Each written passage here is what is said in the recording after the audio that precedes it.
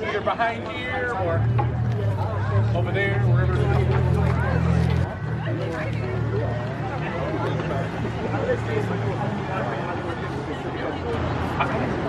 My name is Chris Waters with the Binghamton Pride Coalition. I want to thank everybody for coming out this windy, chilly, spring-summer day. This is our 14th year of Pride celebrations in the city of Binghamton. So that's something to be very thankful that we have a community here that's so accepting and supporting of our community. So I want to thank the city of Binghamton, Broome County, the state of New York for doing that for us every single year. Next year was our 15th year. We're hoping to do some wonderful things. This is one of the first Pride events of the month. We have things all through the month. So please partake in those. Today there's a couple of different events. There's a piano bar over at the Lost Dog at 5 o'clock, a party over at Squiggy's this evening. So please partake in that. Next Saturday is Pride Palooza. That's our biggest event, downtown Binghamton, 2 to 8. So please check that out. We have a great bunch of speakers today. They're going to talk to you. So I just want to thank everybody for coming out. Our first speaker is going to be Elizabeth Ewing. She's from the Christ Episcopal Church. The scriptures is God said, let us create them in our image and likeness. That means each and every one of us is created in the image and likeness of God. Each and every one of us has a unique facet of the divine, a unique facet of the divine inside of us that we are meant to reveal. That is our life's purpose. So any of us who are like trying to hide anyone's self, full self, our unique facet, are not living out what God is calling us to do, and are certainly not living out in what makes living in this world most wonderful.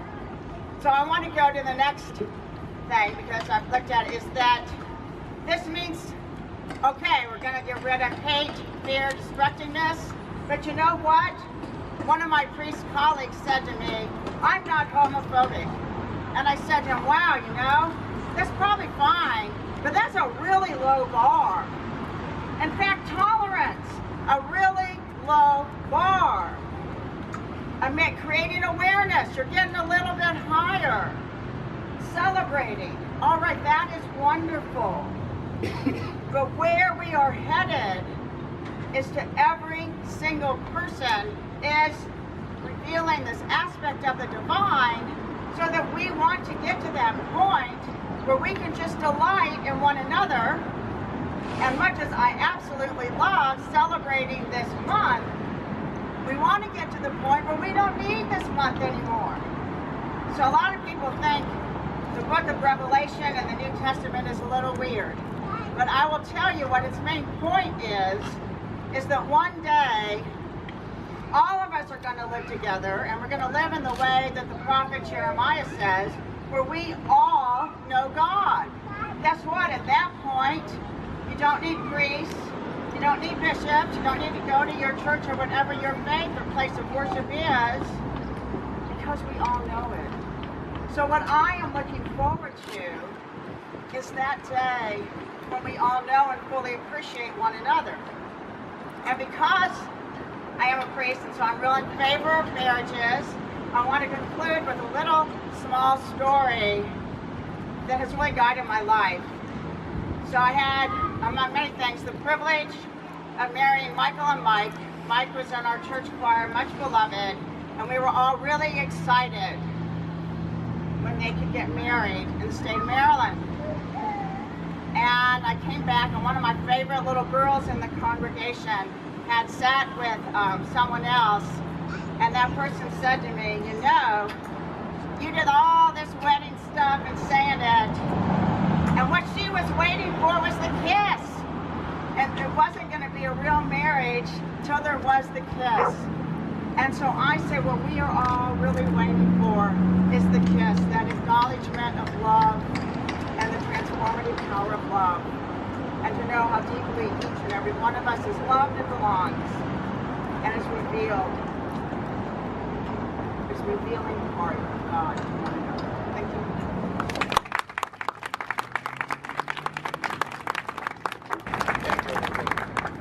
Well, good morning, everyone.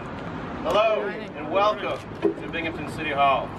I want to take a moment to thank the organizers of this event, Chris and his team, that have worked so hard, not just this year, but every year, putting together a wonderful event and celebration for this community.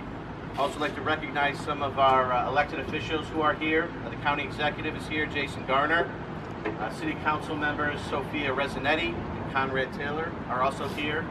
Thank you very much, and of course, welcome to all of the members of our community who are here. And thank you for coming together as we all celebrate Pride Month and to raise the rainbow flag above Binghamton City Hall.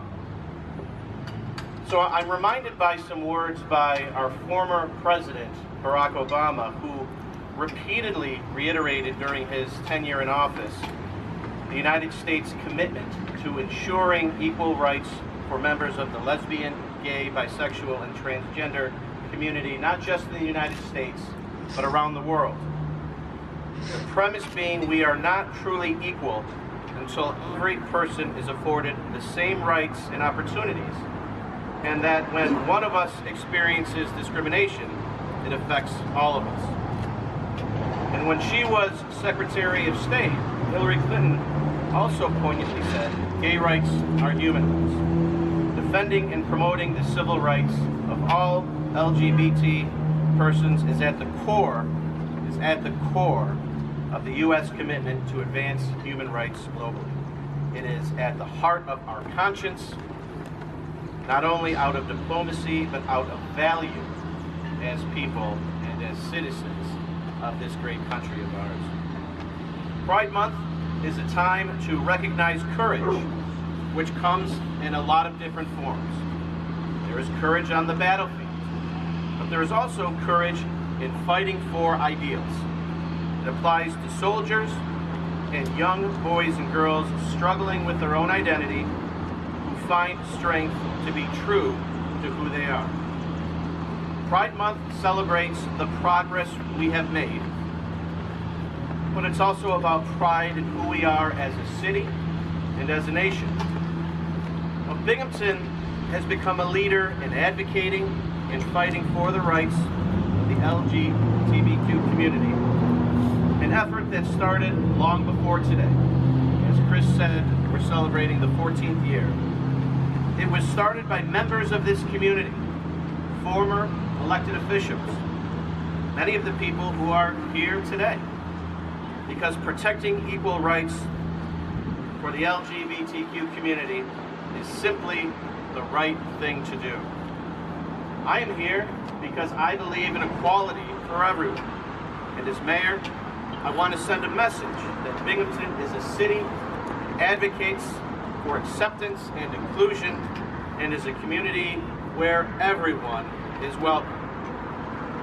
And while there are many different speakers and officials today discussing different topics, one central theme that we can and must unite behind is equality and opportunity for everyone. We are all citizens of Binghamton who collectively make up the fabric of this great city.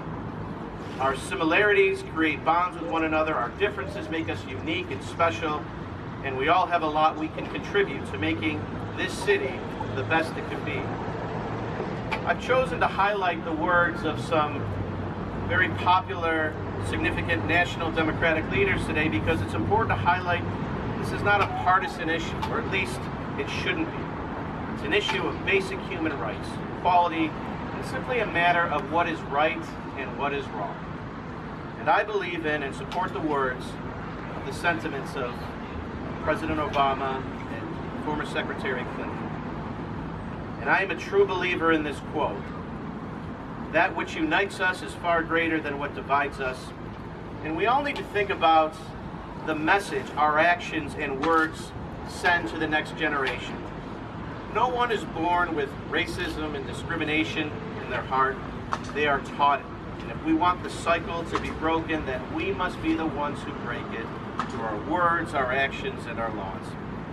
And if that won't come from the current leadership in Washington, then rest assured that in Binghamton, this is a community that will certainly work together and band together to make sure that it happens here. Thank you very much.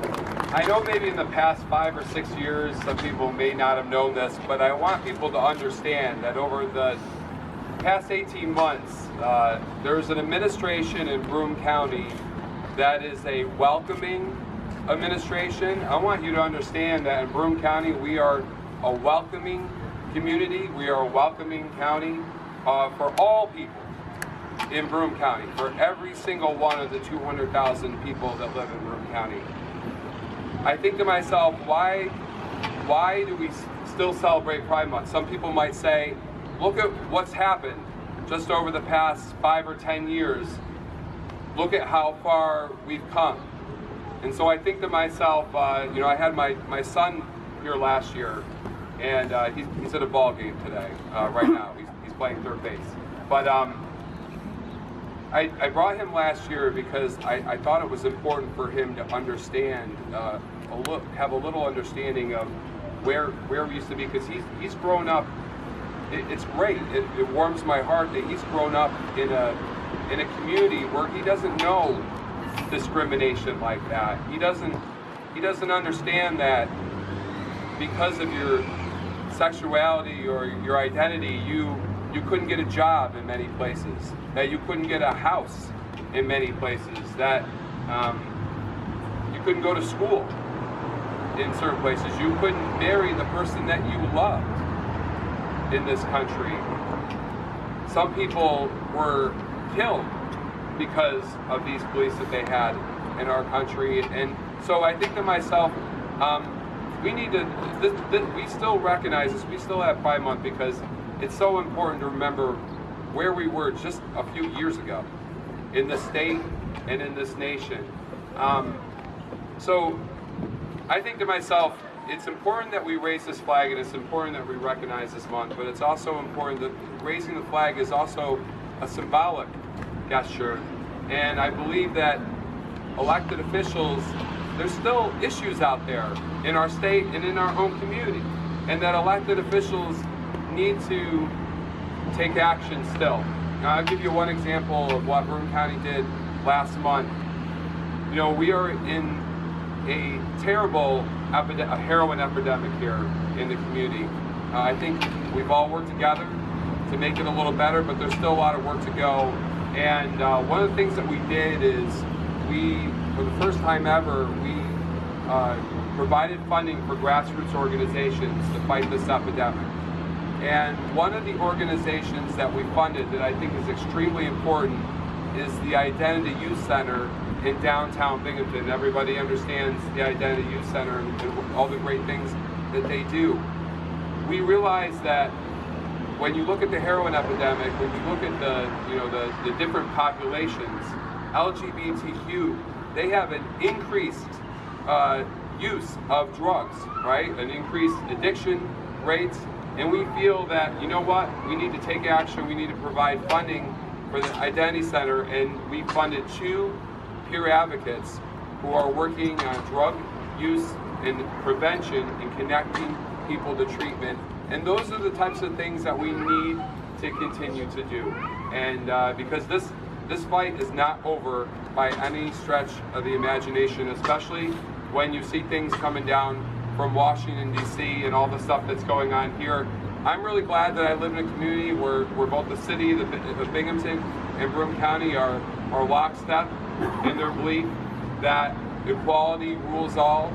And it's just great to be here, and I look forward to all the wonderful events that Chris and many other volunteers are going to be putting on over the coming days and weeks. So really great to be here, really honored to be here, and let's keep fighting. Thank you.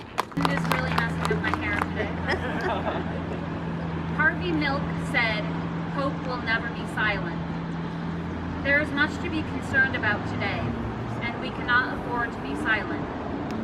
Transgender folks have been shoved into the military's closet, told that serving openly is no longer acceptable, even though dying for this country in fruitless wars apparently is.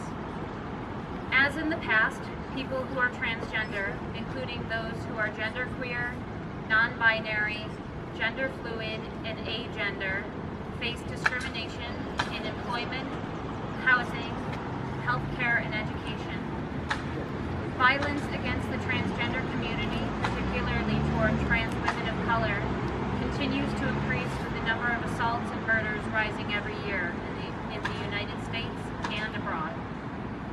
Oklahoma and Kansas enacted anti-LGBT laws this year, allowing adoption and foster care agencies to discriminate on the basis of religious exemption. I've been coming to this flag raising every year for the last 14 years, and both Binghamton and the world has changed a great deal since we first began. We used to have many protesters across the street, praying for our souls not to go to hell, but they believed we were going to. We've dealt with chanting and hymns, even bagpipes one year. Today our community is not nearly as controversial as it once was, and our allies far outnumber our detractors. Since the first flag was flown, the City of Binghamton extended protection to their employees on the basis of sexual orientation and gender identity. The Matthew Shepard and James Byrd Jr. Hate Crimes Prevention Act expanded federal hate crime protection to cover assault based on real or perceived sexual orientation, gender, and gender identity after passing in 2010. In September 2011, Congress repealed Don't Ask, Don't Tell, which then allowed gays, bisexuals, and lesbians to serve in the military and be open about their sexual orientations. Like I said, our transgender brothers and sisters are still prevented from serving openly in the military. The American Psychiatric Association announced in December 2012 that identifying as transgender is no longer considered a disorder, 38 years after removing same-sex attraction from the list. The Supreme Court repealed the Defense of Marriage Act in 2013, giving same-sex couples the right to marry. We have come so far, and yet we still have so far to go. This community has changed in many ways in the years since I was coming out as a college student. Back then, we all feared being kicked out of our homes, but today many parents are very accepting of their child's identities. School was and still is a difficult place to be for LGBT youth. But today there are laws on the books that are there to protect students. There are gay-straight alliances, and there are places like Identity Youth Center for teens to go to. What a difference. Even Binghamton University has a brand new LGBTQ resource center. Things have certainly gotten better in many ways. However, with our current White House resident, all of our civil rights are threatened. Vice President Pence thinks reparative therapies are a good and healthy idea. Donald Trump has chosen a Department of Education leader who's revoked various documents that have helped transgender kids maneuver through school in a safer manner than they had previously. However, I have a lot of hope. Hope that people will, tired of seeing discrimination, put their power in the ballot box and make a point to come out and vote. Hope that specifically people will come out and vote in the midterm elections this November. Hope that we will pay attention to the most marginalized in our communities and give them the attention that they so readily deserve. Hope that our schools will support our youth and protect them from bullying and harassment, both institutional and also that from the students. Hope that those people who have assaulted and murdered transgender individuals are caught and prosecuted. Hope that you will speak up for others who cannot speak up for themselves. Hope that we will, in the midst of multiple labels and the alphabet soup of our many identities, come together united under one rainbow flag, and that for one day a year we can look up at that flag flying over the city of Binghamton and hear the sound of freedom ringing for each and every one of us. Happy Pride, everyone.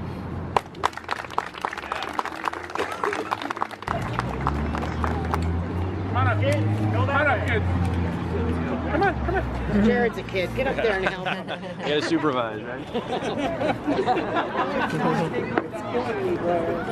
Oh, I'm sorry. I just realized I'm blocking you. Oh my God. That's okay. That's okay. That's. We'd like to bring down on the part. So sorry I'm late. For some reason, this was not on my calendar. I had it mixed up for next week. I was at the farmer's market, and I got here to tell you how important you are to me. And I wouldn't dream of missing this. And let me just catch my breath. I'm from the parking garage. These are challenging times. We have a very hostile environment in Washington. And for those of you who know about my politics, you know what I'll be working on in the coming months. Because we need to protect everyone's rights, and they're under attack at many levels. Of course, in the state, we're hopeful we have to be able to get agenda done eventually. Of course, the Assembly passed it again. I'm a long-standing sponsor. I think we've got a shot. I really do. If not, certainly in the near future, I fully expect in 2019 we'll have a much friendlier environment to work in for your issues. So thank you very much. I apologize for being late.